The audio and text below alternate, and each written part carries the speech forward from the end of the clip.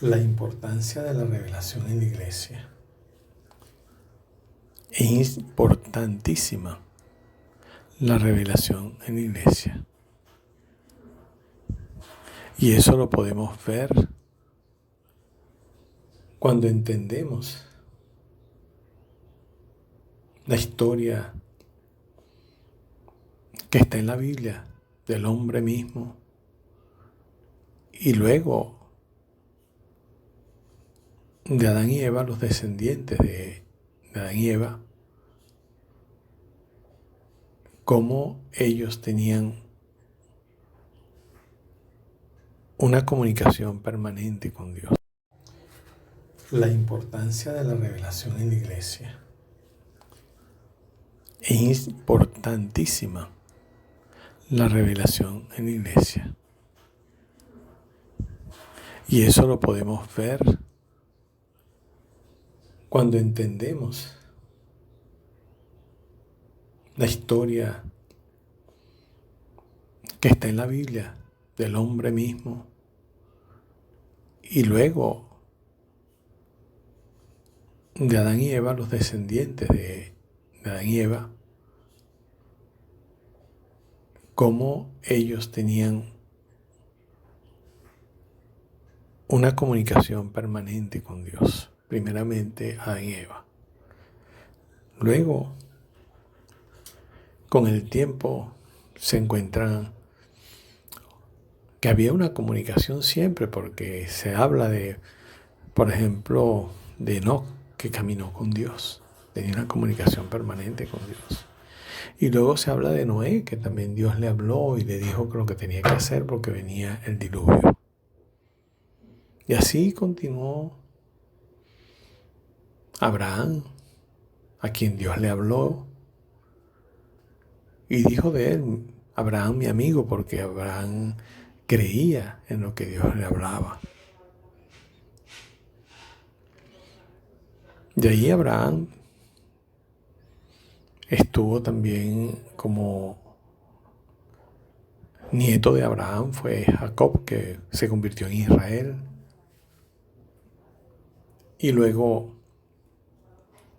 430 años después de Abraham, cuando Israel estaba en Egipto y tenía que ser liberado, Dios levantó a Moisés como profeta y a Aarón su hermano, que era el sacerdote.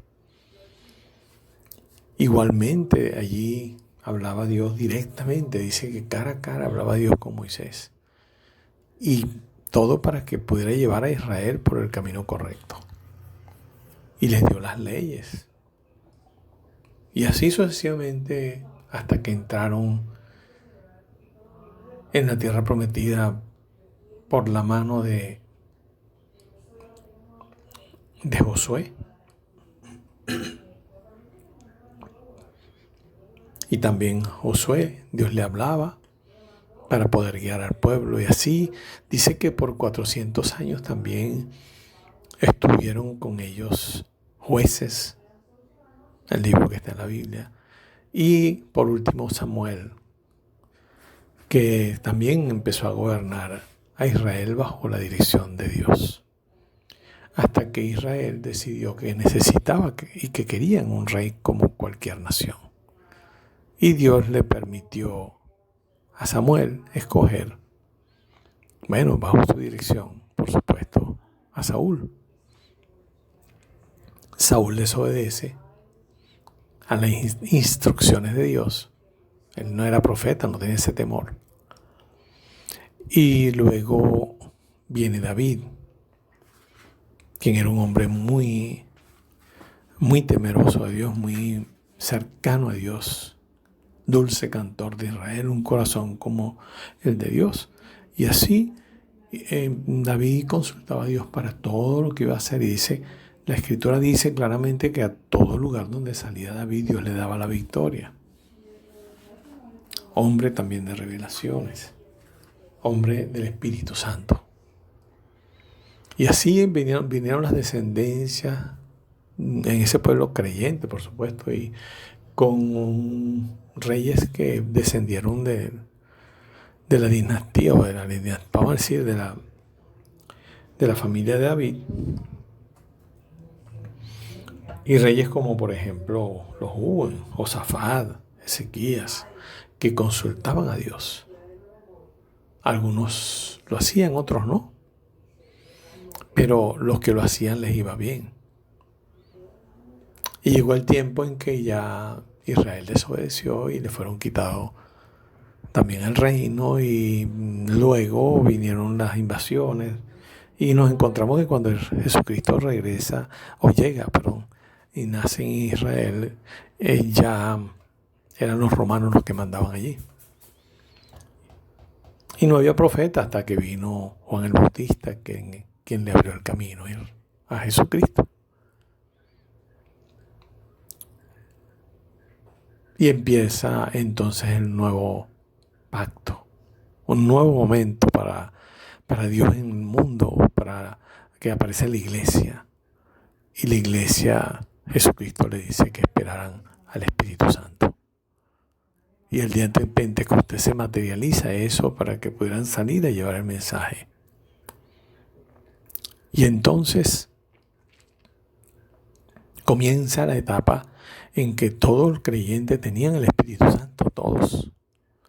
Y todos podían hablar bajo el Espíritu Santo. Y comienzan los profetas a ser movidos solo por el Espíritu Santo. Capítulo 16 de Hechos, por ejemplo, dice que Pablo trató de ir con Silas a Lacia, a Bitinia, y el Espíritu Santo se lo prohibió, les impidió ir allí. Y después les mostró una visión donde tenían que ir, que era Filipos, a Macedonia. Y así pues continuó aquello. En el capítulo 2 de Gálatas dice Pablo que que fue a Jerusalén, pero bajo revelación, para no correr en vano. Ahí lo dice. Profecía, capítulo 10 de Hechos, cuando Pedro va a la casa de Cornelio y Dios le habla a Cornelio también para invitarlo a él. Y antes de eso, por supuesto, se presentó Dios a Pablo y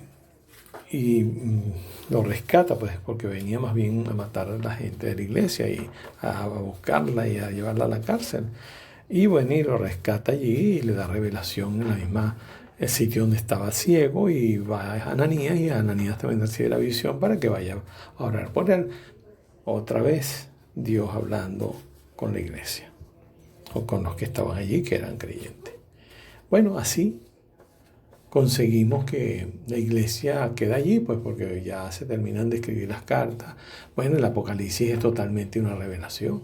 Lo llaman revelación en otras lenguas, en inglés se llama revelación, el Apocalipsis. Bueno, así nos conseguimos con una iglesia, nosotros que nacimos ya en estos tiempos, que la conseguimos que de repente, antes que bajo el Espíritu Santo, es una iglesia bajo unos ritos. Otra vez, como que si fuéramos judíos, bajo ritos y no bajo revelación. No se habla de que si hubo alguna revelación o algo en el Espíritu. No. Se da un mensaje que alguien prepara y ya, ahí se acabó.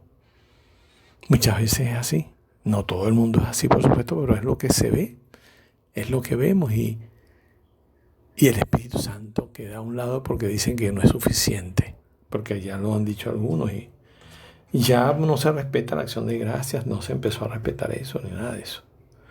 Bueno, nos conseguimos con una iglesia que Dios el Eterno y Jesucristo su Hijo pedía la unidad entre la iglesia, que nos amáramos unos a otros como Él nos ha amado, y que para que el mundo creyera que Él había sido enviado tenía que haber amor entre nosotros. Y la conseguimos más bien mutilada. ¿Cuál es el fin de esto que estamos hablando? Bueno, estamos llegando al momento en que el mundo está en cuarentena. Estamos en nuestras casas. Y los que hemos creído estamos en las casas como al principio. Cosa que no es extraña, porque porque Dios lo está haciendo así. Como al principio de la iglesia, los primeros capítulos de Hechos, léanlos con cuidado y encontrará que la iglesia se reunía por las casas.